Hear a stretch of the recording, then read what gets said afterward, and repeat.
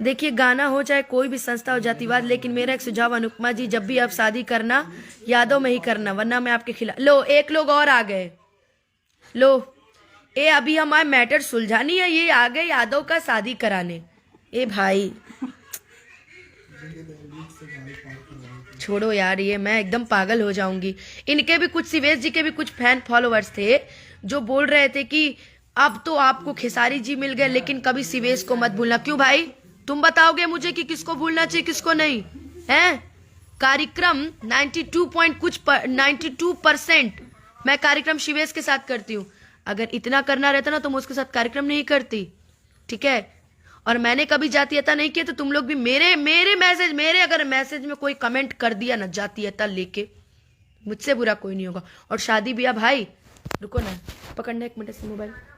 भाई हाथ जोड़ रही हूँ, शादी विवाह के लिए मुझे नहीं यार, कुछ तो मुझे अपने मन से जीने दो। शादी विवाह के लिए कोई कमेंट नहीं।